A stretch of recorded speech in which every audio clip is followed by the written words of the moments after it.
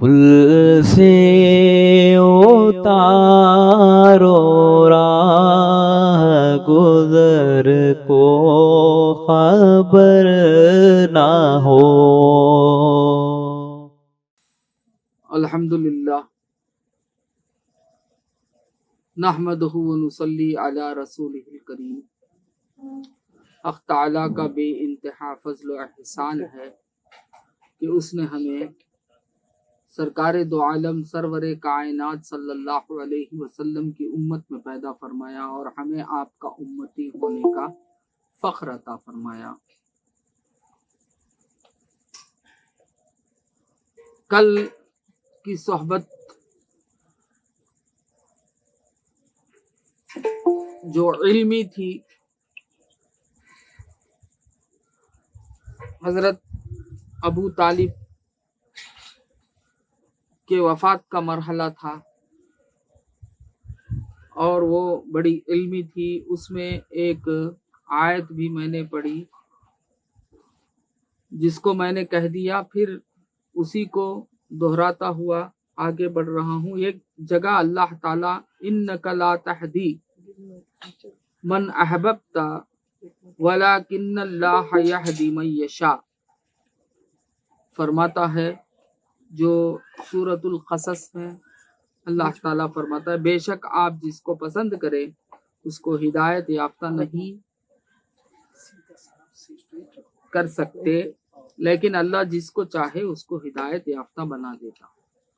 پھر اللہ تعالیٰ ہی ایک اور سورہ میں سورہ شعراء میں فرماتا ہے انک لا تہدی الی صراط مستقیم، بے شک آپ یا رسول اللہ سیدھے راستے کی طرف ہدایت دیتے ہیں.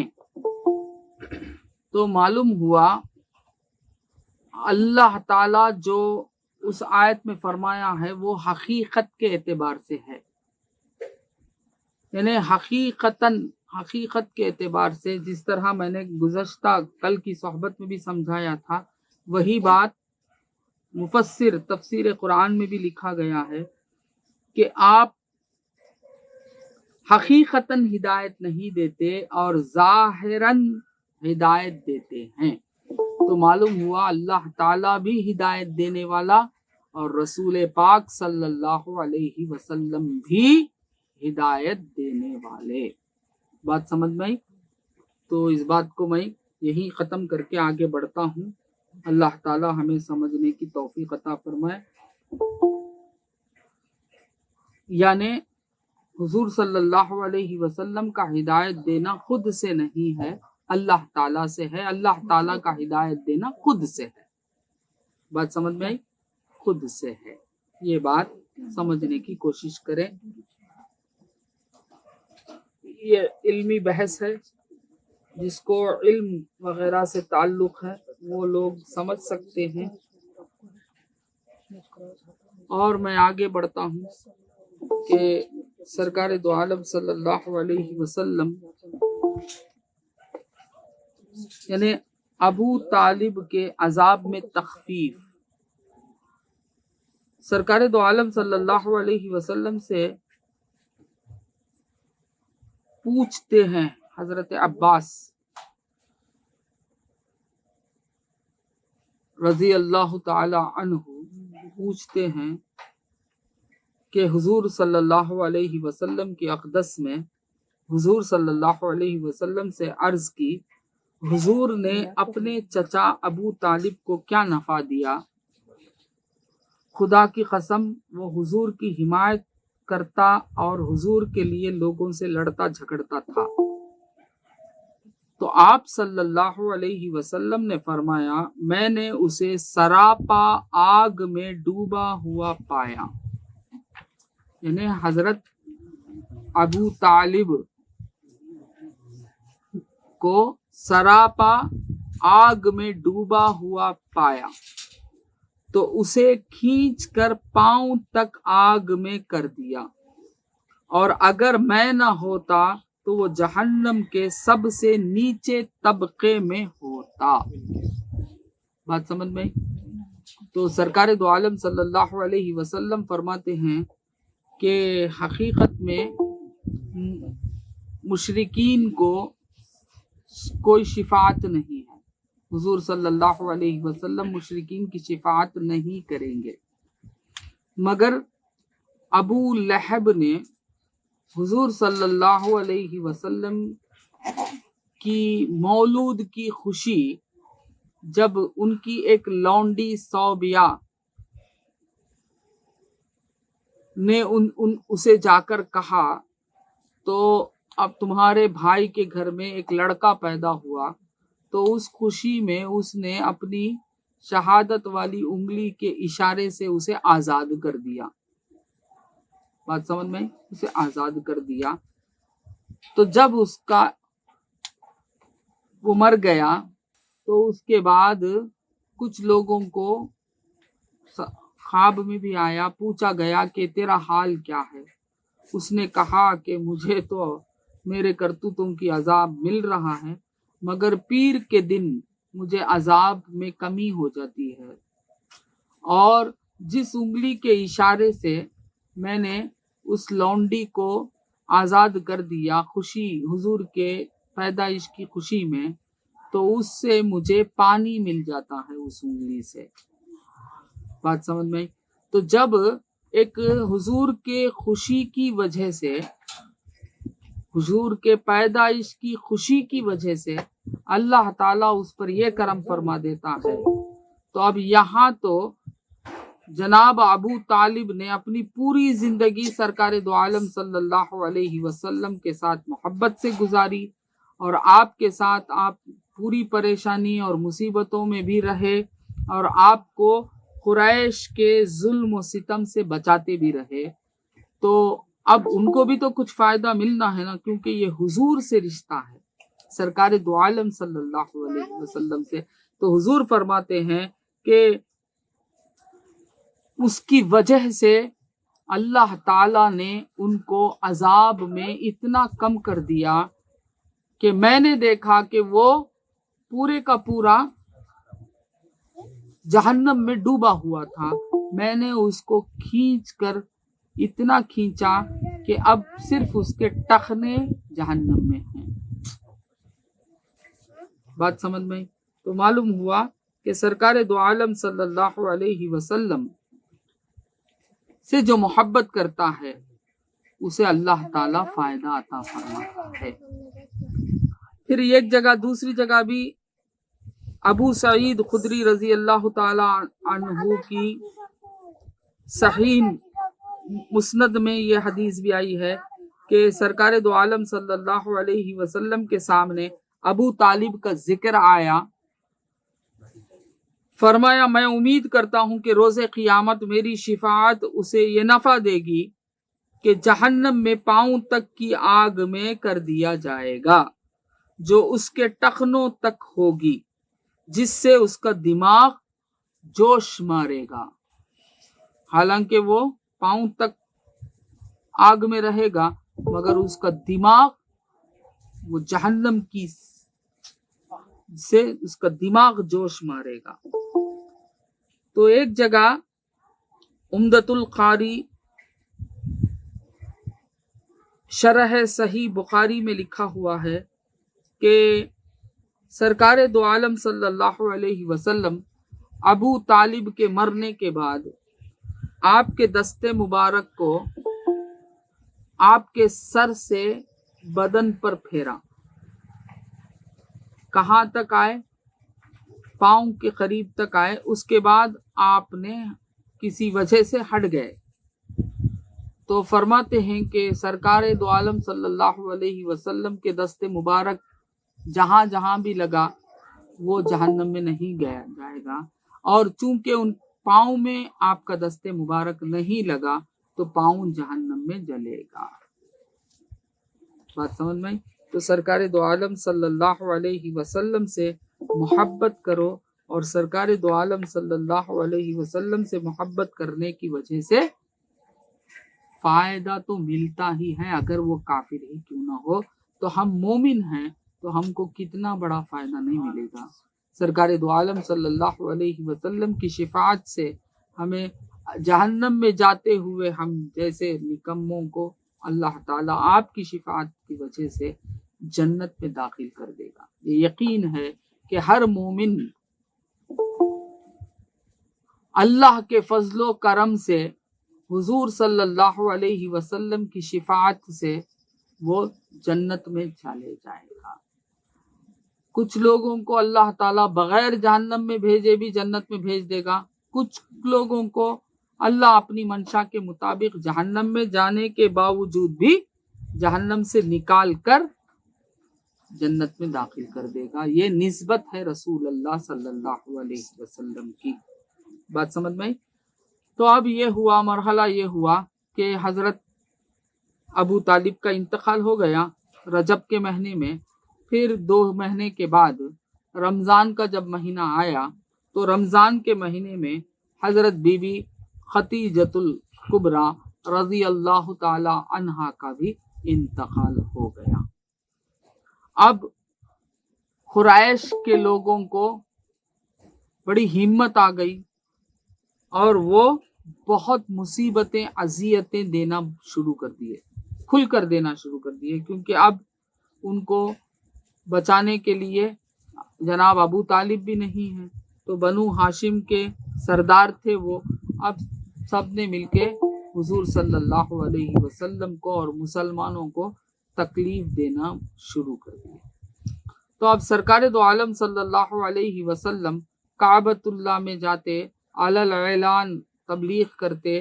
یہ ابو جہل جو تھا، یہ ابو جہل ان کو بڑی تکلیفیں دیتا، اور جہاں کہیں بھی حضور تبلیغ کے لیے جاتے وہ بھی وہاں چلے جاتا اور جا کے کہتا کہ یہ جھوٹے ہیں، یہ جھوٹ کہتے ہیں اور یہ اپنا کوئی نیا مذہب لائے ہیں۔ اس طرح پریشان کرتا، لوگوں کو سننے سے دور کر دیتا اور آپ کو بھی تکلیفیں دینا شروع کر دیا۔ تو آپ نے چاہا کہ طائف جو بازو بستی ہے وہ طائف کی طرف جائیں اور وہاں جا کر تبلیغ کریں۔ تو سرکار دو عالم صلی اللہ علیہ وسلم نے اپنے ساتھ زید بن حارث رضی اللہ تعالی عنہ کو لے کر زید بن حارث رضی اللہ تعالی عنہ کو لے کر آپ چلتے ہوئے طائف کی طرف گئے۔ طائف میں جا کر وہاں کے جو رئیس لوگ تھے، جس میں عبد یعلیل، مسعود اور حبیب، یہ 3 بڑے رؤسا تھے، ان کے پاس گئے۔ حضور صلی اللہ علیہ وسلم نے ان تینوں کے پاس تشریف لے گئے اور اسلام کی دعوت دی۔ ان تینوں نے اسلام قبول نہیں کیا، وہ انتہائی بےہودہ اور گستاخانہ جواب دینے لگے، اور وہ بڑے متکبر بھی تھے، تکبر والے بھی تھے، اور بےہودہ باتیں کرنے لگے۔ تو سرکار دو عالم صلی اللہ علیہ وسلم نے فرمایا کہ چھوڑیے، آپ اپنے حد پر رہ جائیے، میں دیگر لوگوں کو اعلان میں نبوت کرتا ہوں، میں اسلام کی تبلیغ کرتا ہوں، آپ دخل نہ دیجیے۔ مگر وہ خاموش نہیں رہے۔ سرکار دو عالم صلی اللہ علیہ وسلم جب طائف کے عوام کی طرف تبلیغ کرنے کے لیے آواز دی اور تقریر کرے، تو وہ لوگوں نے اوباش لوگوں کو، یعنی ہمارے تمل میں پرکی بولیں گے، معلوم پرکی، اوباش لوگوں کو جمع کر کے اکٹھا کر کے سرکار دو عالم صلی اللہ علیہ وسلم کے پیچھے لگا دیا۔ یہاں تک ہوا کہ حضور اقدس صلی اللہ علیہ وسلم کو وہ گالیاں دیتے، تالیاں بجاتے اور ان کا مذاق اڑاتے اور پتھر سے مارنے لگے۔ سرکار دو عالم صلی اللہ علیہ وسلم وہاں سے بچتے نکلے، مگر پتھر سے مارنے لگے، وہاں کے لوگ پتھر سے مارنے لگے، جس کی وجہ سے آپ زخمی ہو گئے، اور آپ کے ساتھ جو زید بن حارث رضی اللہ تعالی عنہ تھے وہ بھی زخمی ہو گئے، اور وہ بھی حضور کو بچانے کی کوششیں کرتے رہے، اپنے بدن پر پتھروں کو لیتے رہے حضور کو بچانے کے لیے، وہ بھی زخمی ہو گئے، خون بہنا شروع ہو گیا جسم سے، سر سے، جسم سے، ہر جگہ سے خون بہنا شروع ہو گیا۔ سرکار دو عالم صلی اللہ علیہ وسلم کا بھی یہی حال ہو گیا، اور سرکار دو عالم صلی اللہ علیہ وسلم وہاں سے بچتے بچتے دوڑتے دوڑتے آئے، وہ لوگ ان کا تعاقب کرتے رہے، یہاں تک کہ جب آپ نڈھال ہو کر گر جاتے تو ان کو اٹھاتے اور پتھروں سے مار کے بھگاتے۔ اس طرح سرکار دو عالم صلی اللہ علیہ وسلم کے نالین مبارک خون سے بھر گیا تھا اور چپکنے لگا خون کی وجہ سے، اتنا خون بہا، اور بچتے بچاتے دوڑتے دوڑتے طائف سے باہر آئے تو حضرت جبرائیل علیہ السلام نظر آئے اور کہا السلام علیکم یا رسول اللہ، اللہ تعالیٰ نے یہ پورا ماجرا دیکھ لیا ہے، اور اللہ تعالیٰ نے پہاڑ والے فرشتے، یعنی پہاڑوں کا جس کے پاس ذمہ داری ہے، وہ فرشتوں کو آپ کے پاس بھیجا ہے یا رسول اللہ۔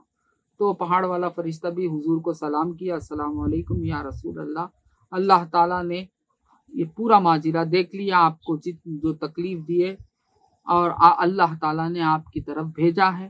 اگر آپ چاہیں تو دو پہاڑ کی دامن کے بیچ میں تھا وہ، کیا وہ طائف، دو پہاڑ کے بیچ دامن میں طائف کی بستی بسی تھی، تو کہے کہ اگر آپ چاہیں گے تو میں ان دو پہاڑوں کو ایک کر دوں تاکہ سب کے سب ختم ہو جائیں، فنا ہو جائیں۔ تو سرکار دو عالم صلی اللہ علیہ وسلم نے فرمایا مجھے مارنا نہیں ہے، میں دیکھ رہا ہوں کہ یہ لوگ نہیں مگر ان کی اولادیں میرے اس مذہب کو، اسلام کو قبول کر لے گی اور سب کے سب داخل اسلام ہو جائیں گے، میں مارنے کے لیے نہیں آیا ہوں، آپ اپنا کام دیکھیے، میں میرا کام دیکھتا ہوں۔ یہ کہتے ہوئے آپ آگے نکل گئے۔ یہ ہے رحمت للعالمین، رحمت للعالمین۔ اب آپ سوچئے کہ تلوار سے، زور سے، جبر کر کے اسلام پھیلایا گیا، یہ جتنے بھی دشمنان اسلام جو بھی باتیں کرتے ہیں، تاریخ الٹی سیدھی لکھنے والے جو لکھے ہیں کہ اسلام زور سے پھیلا، جبر سے پھیلا، طاقت سے پھیلا، مگر معلوم ہو رہا ہے یہاں جبر اور زور کی کوئی بات نہیں ہے، بلکہ رحمت کی بات ہے، محبت کی بات ہے۔ اسلام جو کچھ بھی پھیلا ہے محبت سے پھیلا ہے۔ آج بھی مسلمان محبت کرنے والوں کا نام ہے۔ انسانیت کو، انسانوں کو ختم کرنے والے ہم نہیں ہیں، بلکہ انسان کو حیات سے بخشنے والے ہیں، زندگی دینے والے ہیں، بات سمجھ میں آئی، محبت کرنے والے ہیں اور حق کا راستہ دکھانے والے ہیں، بات سمجھ میں آئی، حق کا راستہ دکھانے والے ہیں، ہم جبر کرنے والے نہیں۔ مسلمان کبھی بھی کون سے بھی وقت میں بھی مسلمان جبر کے ذریعے سے، ظلم و ستم کے ذریعے سے کسی کے دل میں اسلام کو بٹھایا نہیں، کیونکہ دل کا معاملہ ہے، یہ جسم کا معاملہ نہیں، یہ دل کا معاملہ ہے۔ دل کا معاملہ رہنے کی وجہ سے ہی آج تک بھی اسلام زندہ ہے اور قیامت تک اسلام زندہ رہے گا، بات سمجھ میں۔ کئی ظلم و ستم مسلمانوں کے اوپر آتی گئی، ہر ظلم و ستم مسلمان سہتا رہا۔ مسلمان کا اگر ہسٹری دیکھیں گے، ازل سے ابد تک وہ ظلم و ستم کو سہنے والا رہا، بلکہ ظلم ستم کرنے والا نہیں رہا، بات سمجھ میں آئی۔ اسی لیے ہمارا مذہب کا نام ہی کیا ہے؟ اسلام، سلامتی، پیس، بات سمجھ میں آئی۔ تو یہ خیال دل سے نکال دیں کہ ہمارا اسلام زور سے، جبر سے، تلوار سے پھیلا نہیں، بلکہ محبت سے پھیلا۔ اگر حضور چاہتے فرماتے کر دو تو ایک ہی لمحے میں پورے طائف کے لوگ ختم ہو جاتے. تو ختم کرنا مقصد نہیں ہے حضور صلی اللہ علیہ وسلم کا. حضور صلی اللہ علیہ وسلم تو آباد کرنا چاہتے. بات سمجھ میں آئی؟ حضور صلی اللہ علیہ وسلم دنیا کو ختم کرنے کے لیے نہیں آئے بلکہ دنیا کو آباد کرنے کے لیے آئے، اور دنیا میں آسان طریقہ اختیار کر کر جینے والوں کو آسانی عطا کرنے کے لیے آئے. اسی کا نام ہے رحمت للعالمین. بات سمجھ میں آئی؟ اللہ تعالیٰ کی جو ربوبیت ہے وہ ربوبیت کو کس طرح انسان حاصل کر سکتا ہے یہ بتانے کے لیے آئے. اسی کا نام رحمت ہے. بات سمجھ میں آئی؟ اللہ رب ہے، حضور رحمت ہے. سمجھ میں آیا؟ وہ اللہ سے کس طرح ربوبیت کو حاصل کرنا یہ دکھانے والے، یہ سکھانے والے حضور صلی اللہ علیہ وسلم ہیں. اسی لیے آپ کو رحمت للعالمین کہا گیا. بات سمجھ میں آئی؟ اللہ کے تمام مخلوق جسے بھی اللہ تعالیٰ کی ربوبیت حاصل ہے وہ حضور صلی اللہ علیہ وسلم کے وسیلے سے، یعنی آپ کی رحمت سے. آپ رحمت للعالمین ہیں. بات سمجھ میں آئی؟ تو یاد رکھو سرکار دو عالم صلی اللہ علیہ وسلم نے کبھی ظلم و ستم کے طریقہ اختیار نہیں کیا. بات سمجھ میں آئی؟ تو اب یہ ہوا کہ وہاں سے دوڑ کر حضور صلی اللہ علیہ وسلم ایک جگہ پہنچے اور وہاں ایک باغ تھا. وہ باغ میں یعنی مکے کے ایک مشہور جس کا نام عتبہ بن ربیعہ، وہی عتبہ بن ربیعہ جو حضور صلی اللہ علیہ وسلم کو جا کر کہا کہ تم کو مال ہونا تو مال دے دیں گے، تم کو بادشاہت ہونا تو بادشاہت دے دیں گے، مگر تم یہ تبلیغ کرنا چھوڑ دو. وہی عتبہ تو وہاں جا کر آپ نے نڈھال ہو کر یہ دو جنے سرکار دو عالم صلی اللہ علیہ وسلم اور زید بن حارث رضی اللہ تعالیٰ عنہ نے ٹیک لگا کر بیٹھا. تو اب وہ دیکھ رہا تھا تو اس کے دل میں رحم آ گیا. انسانیت، انسان ہے وہ بھی، تو اس کے دل میں رحم آیا. تو اس نے اپنے ایک غلام جس کا نام عداس، وہ غلام کے ہاتھ میں کچھ انگور کے خوشے دے کر بھیجا کہ جاؤ ان کو کھلا دو. اب وہ آیا انگور کے خوشے لے کر. کہاں آیا؟ سرکار دو عالم صلی اللہ علیہ وسلم کے پاس آیا، اور وہ تھا نصرانی. کون تھا؟ عیسائی تھا. عیسائی غلام تھا، نصرانی تھا. وہ آیا، آ کر حضور صلی اللہ علیہ وسلم کے سامنے انگور کا خوشہ پیش کیا. تو سرکار دو عالم صلی اللہ علیہ وسلم نے بسم اللہ کہہ کر کھانا شروع کیا. تو وہ تعجب ہوا اور اس نے کہا کہ میں نے آج تک ایسا نہیں سنا، یہ لفظ کسی کو کھاتے وقت میں کبھی بھی میں نے نہیں سنا. بتائیے آپ کون ہیں، آپ کا نام کیا ہے؟ تو حضور اقدس صلی اللہ علیہ وسلم نے اس سے پوچھا کہ تو بتا تو کون ہے، تو کہاں کا رہنے والا ہے؟ تو اس نے کہا کہ میرا نام عداس ہے اور میں کہاں کا؟ نینوا مقام کا رہنے والا ہوں. تو سرکار نے فرمایا اچھا تو نینوا کا رہنے والا ہے؟ ہاں. تو حضور نے فرمایا وہاں تو میرے بھائی یونس بن متا علیہ السلام وہاں گزرے ہیں، اور وہاں میری ہی طرح وہ بھی نبی تھے، اور ان کی نبوت وہاں اللہ تعالیٰ نے ان کو اس جگہ کا نبی بنا کے بھیجا. تو اس نے کہا کہ میں بھی نصرانی ہوں، اور آپ بتائیے آپ کا نام کیا ہے؟ جب اس نے سرکار دو عالم صلی اللہ علیہ وسلم نے نام بتایا، میرا نام محمد ہے صلی اللہ علیہ وسلم، تو اس نے کہا کہ میں نے تو آپ کا نام تورات میں پڑھا ہے، اور آپ کے بارے میں سب جانتا ہوں کہ آپ آخر الزماں ہیں. تو میں آپ کے ہاتھ میں آپ کا ہاتھ لیا، چوما اور خدم کو چوما. دست کو چوما اور قدموں کو چوما، سرکار دو عالم صلی اللہ علیہ وسلم کے قدموں کو چوما، ہسٹری میں ہے۔ تو معلوم ہوا عام تھا، جب کسی کی بزرگیت معلوم ہوتی تھی تو دست کو چومنا اور قدم کو چومنا عرب کا عام تھا۔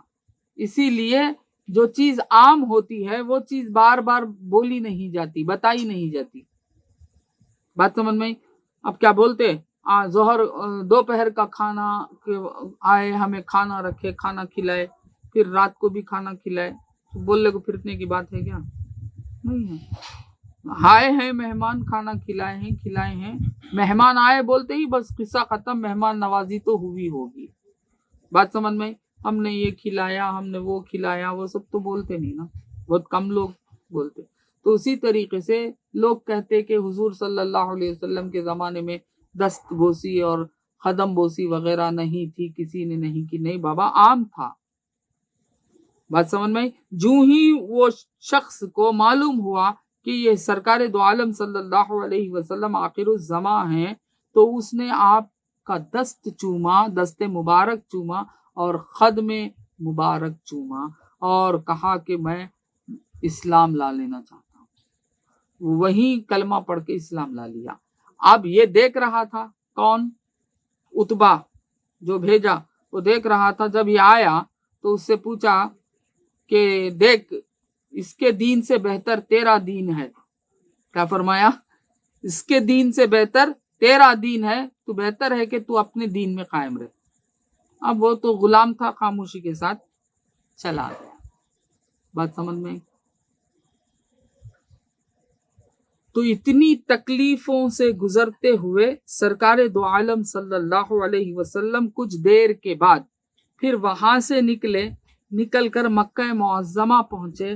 وہاں ایک جگہ وادی نخلا میں پہنچے اور وہاں آپ رات گزاری، کیونکہ آپ مکہ معظمہ میں ایسے ہی پہنچنا نہیں چاہتے تھے، کیونکہ وہاں آپ کے دشمن بہت تھے۔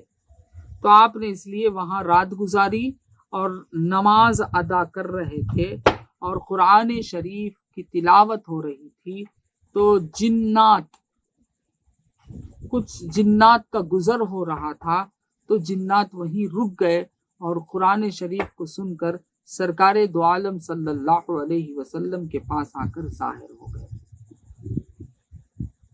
کہا کہ آپ کیا ہیں، کدھر ہیں، کون ہیں؟ جب سرکار دو عالم صلی اللہ علیہ وسلم نے اپنا تعارف کرایا تو وہ لوگ مشرف باسلام ہوئے۔ کون؟ جنات۔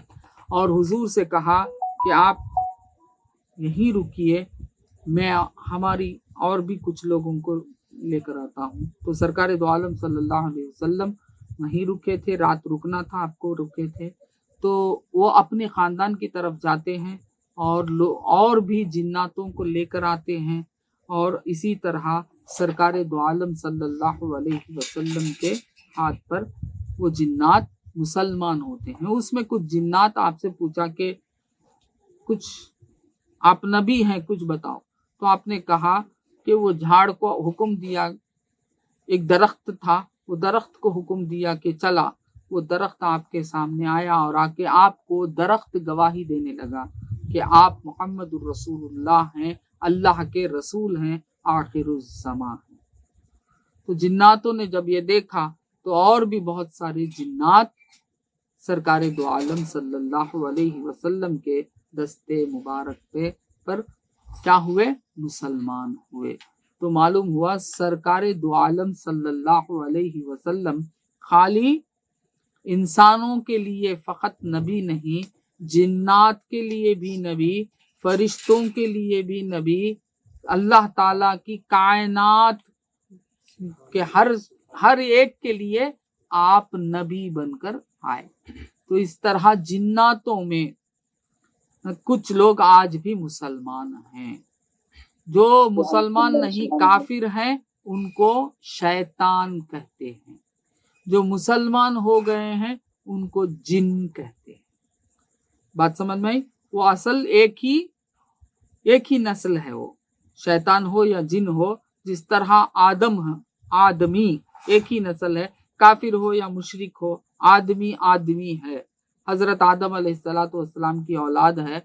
वैसा ही जान, क्या नाम था, जान, जान उसकी औलाद को जिन्नात कहते हैं। बात समझ में आई? तो वो जिन्नात में मुसलमान भी हैं और क्या हैं, काफिर भी हैं।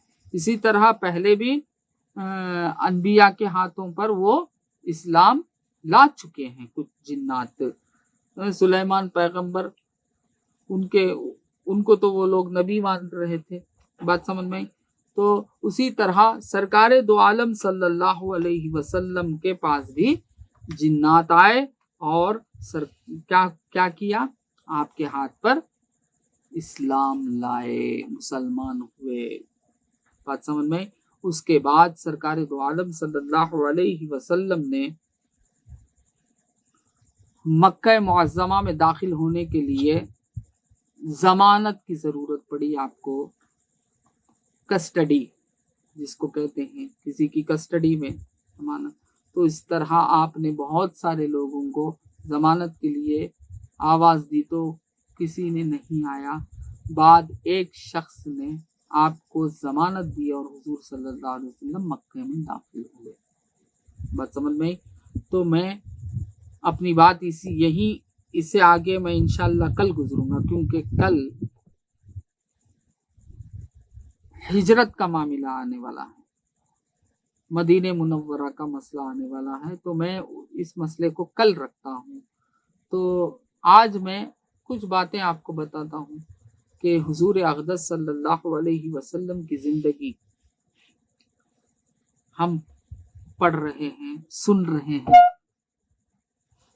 गौर से सुनिए और सरकारे दो आलम सल्लल्लाहु अलैहि वसल्लम को अपना मॉडल बनाइए और हुजूर की इताअत ही हमारे लिए फलाह और बहबूदी देगी, यानी कामयाबी हमें है। तो सरकारे दो आलम सल्लल्लाहु अलैहि वसल्लम जिस तरह आपने हुक्म फरमाया है उस तरह हमें अपनी जिंदगी गुजारना है। बात समझ में आई? तो सरकारे दो आलम अब तक जो हमने सुना है, अब इसमें सबसे पहले तो सरकारे दो आलम सल्लल्लाहु अलैहि वसल्लम की सदाकत, सरकारे दो आलम सल्लल्लाहु अलैहि वसल्लम की अमानतदारी और सरकारे दो आलम सल्लल्लाहु अलैहि वसल्लम पर जब जुल्म होता है तो जुल्म सहते थे। बात समझ में? जुल्म सहते थे, यानी हमको भी चाहिए कि हम भी कब तक जुल्म सहना है, कब नहीं सहना है, ये मामला आएगा इंशाअल्लाह कल। बात समझ में? तो पहले जो हालत थी हुजूर अक़दस सल्लल्लाहु अलैहि वसल्लम बशरियत के तकाज़े से जो हुजूर इस आलम में जिंदगी कर रहे थे, उस जिंदगी करने के तरीक़ा ये था कि हालात को देखते हुए तकलीफ़ों को बर्दाश्त किया करते थे और दुआ करते थे अल्लाह ताला से। तो हमको भी चाहिए कि हम भी जिस वक्त जहाँ हैं उसका ख्याल रखें। ऐसे ही धमाल आवाज पुकारे नहीं, हमको सोचना चाहिए कि हम कहाँ हैं, हमारी हालत क्या है, क्या हमारे पास इज्मा है, जमात है या नहीं है, क्या हम इंडिविजुअल हैं, क्या हमारा कोई अमीर है या नहीं है। बात समझ में? और हमारी तादाद कितनी है, ये सब ख्याल रखना है। बात समझ में? हमारी तादाद कितनी है और हम काफिरों की तादाद कितनी है और कब तक जुल्म सह सकते हैं। बात समझ में? जुल्म कब तक सह सकते हैं ये भी हमको देखना पड़ेगा। और उसके बाद मैं और एक बात भी कहता हूँ कि ये जो ज़माना था इसमें बहुत जुल्म और सितम लौंडियों पर और गुलामों पर بہت سارے ظلم و ستم، کیونکہ آرام سے سمجھ اللہ تعالیٰ نے لونڈیوں کو عطا کیا، اللہ تعالیٰ نے سمجھ کسے عطا کیا؟ غلاموں کو عطا کیا۔ یہ نہ سمجھے کہ یہ ان پڑھ ہے، یہ بیکار ہے، نہ سمجھے، جسے اللہ چاہتا ہے اسے ہدایت دیتا ہے۔ بات سمجھ میں آتی؟ ہمارا بھی یہ خیال ہے کہ یہ نیچ ذات کا ہے، یہ اونچ ذات کا ہے۔ نہیں بابا، یہاں اسلام میں نہ اونچ اور نیچ وغیرہ کا کچھ بھی نہیں ہے۔ بات سمجھ میں؟ اللہ کے بندے ہیں، سب ایک ہیں۔ ہم کو جو نماز پڑھنے کا طریقہ سکھایا گیا ہے جماعت کے ساتھ، وہاں کیا ہے؟ ایک ہی صف میں کھڑے ہو گئے محمود و عیاض، نہ کوئی بندہ رہا اور نہ کوئی بندہ نواز، نہ غلام اور بادشاہ میں تمیز نہیں ہے، کیونکہ سب اللہ تعالیٰ کے بندے ہیں۔ بات سمجھ میں آئی؟ تو اب دیکھیے ہدایت پہلے کسے مل رہی ہے؟ غلاموں کو مل رہی ہے۔ بات سمجھ میں آئی؟ غلاموں کو مل رہی ہے، لونڈیوں کو مل رہی ہے۔ لوگ یہ سمجھتے ہیں، ہم بھی دیکھتے ہیں کچھ کام کرنے والے ہمارے پاس کام کرنے آتے ہیں نا، ہم ان کو نیچ سمجھتے ہیں۔ نہیں، نیچ مت سمجھو، کوئی نیچ نہیں ہے، سب اللہ تعالیٰ کے بندے ہیں۔ مومن ہے افضل ہے، کافر ہے مفضول ہے، بس اتنا ہی ہے۔ بات سمجھ میں آئی؟ ہو سکتا اس کافر کو کل اللہ تعالیٰ ہدایت دے، حضور اقدس صلی اللہ علیہ وسلم کی نظر کرم پڑ جائے، وہ کل ہدایت پالے۔ بات سمجھ میں؟ تو اونچ نیچ ہم اپنے مسلمانوں میں بھی زیادہ رکھتے ہیں کہ ہم یہ ذات کے ہیں، وہ یہ ذات کا ہے، وہ یہ ذات کا ہے۔ نہیں، ذات پات اسلام میں نہیں ہے، بس ایک ہی ذات افضلیت ہے، وہ ہے سادات کی ذات۔ وہ سرکار دو عالم صلی اللہ علیہ وسلم کی اولاد ہیں، وہ سید ہیں۔ سادات کی ذات کو اللہ تعالیٰ نے مرتبہ عطا فرمایا ہے، رتبہ عطا فرمایا ہے۔ بات سمجھ میں آئی؟ پھر رتبہ ہے تو صحابہ کا رتبہ ہے۔ بات سمجھ میں آئی؟ تو اب یہ دیکھیے صحابی سرکار صدیق اکبر رضی اللہ تعالی عنہ کا کیا معاملہ تھا۔ اب سرکار نے کچھ نہیں کہا، سرکار نے کچھ بھی پوچھا بھی نہیں، سرکار نے کچھ حکم بھی دیا نہیں، مگر اب مسلمانوں کا درد، اسی کو کہتے ہیں مسلمانوں کا درد، بھائی ہو گئے مسلمانوں کا درد حضرت صدیق اکبر رضی اللہ تعالیٰ عنہ کے دل میں کتنا تھا۔ سرکار سیدنا ابابکر صدیق رضی اللہ تعالیٰ عنہ اس وقت جہالت، یعنی مکہ معظمہ میں کہ وہاں ابھی ہجرت نہیں ہوئی، ابھی مدینہ نہیں پہنچے، مکہ معظمہ میں آپ کیا کرتے تھے؟ پیسے جماتے تھے اور اپنی دولت کو اسلام پر نثار کرتے تھے، کماتے تھے، دولت جماتے تھے، اپنے دولت کو اسلام پر نثار کرتے تھے۔ کیا کرتے تھے؟ آپ ان غریب بے کس مسلمانوں میں سے اکثر کی جان بچائی۔ کیا کرتے تھے؟ وہ جو لونڈیاں تھیں اور وہ غلام تھے جو تکلیف میں مبتلا تھے، کسی کو تپتی ہوئی ریت میں لٹایا جاتا تھا ننگے، کسی کو گرم گرم چٹانے سینے پہ رکھ دیا جاتا تھا، کسی کو کچھ کئی قسم کی تکالیفیں دیتے تھے، کسی کو آگ میں ڈھکیل دیتے تھے۔ اس طرح جو تکالیفیں دیتے تھے ان کے پاس جاتے تھے اور ان غلاموں کو، ان لونڈیوں کو خرید کر آزاد کر دیتے تھے۔ اللہ اکبر! چپکے نہیں ملا مرتبہ، بعد از خدا بزرگ توئی قصہ مختصر سرکار دو عالم صلی اللہ علیہ وسلم۔ پھر صدیق اکبر کے بارے میں کیا کہا جاتا ہے؟